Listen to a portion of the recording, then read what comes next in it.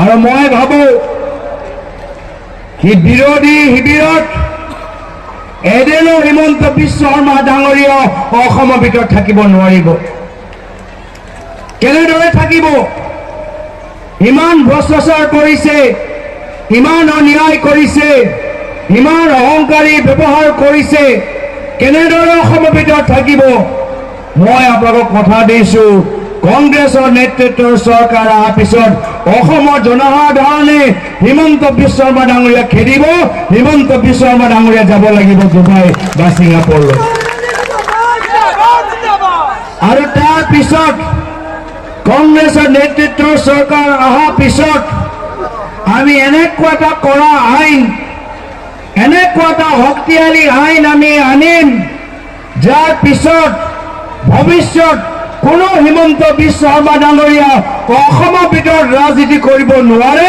এনেকুৱা এটা কৰা আইন আমি আনিম,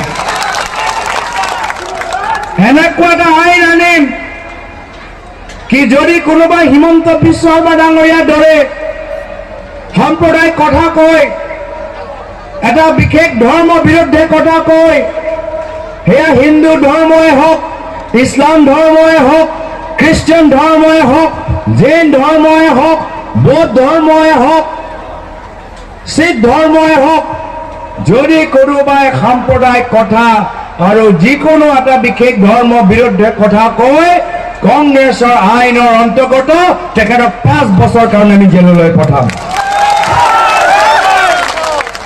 বাৰম্বাৰ সাম্প্ৰদায়িক ৰাজনীতি, নিজৰ বিফলতা লুকাবলৈ, নিজৰ ভ্ৰষ্টাচাৰ লুকাবলৈ আজি তেওঁলোকে বৰপেটা মেডিকেল কলেজৰ পৰা ভাৰতৰ ৰাষ্ট্ৰপতি ফখৰুদ্দিন আলী আহমেদ সাহেবৰ নাম আঁতৰাই দিলে।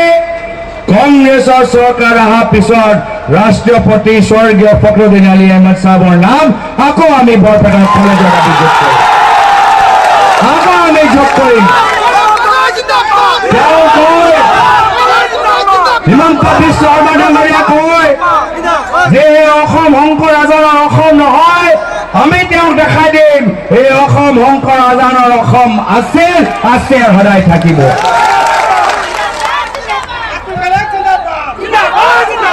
সেইকাৰণে আমাক সুযোগ দিয়ক।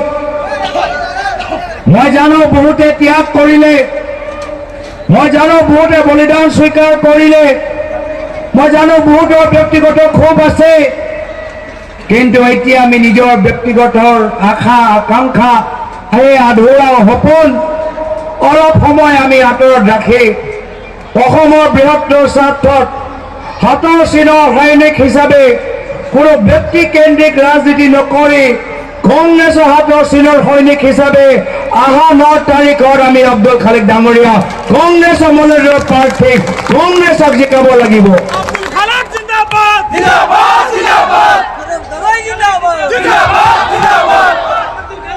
আমাৰ উদ্দেশ্য হল যে আমি ৰাজনীতি কৰিছো প্ৰায়তঃ তৰুণগদেৱৰ আদৰ্শ পালন কৰা চৰ্তত।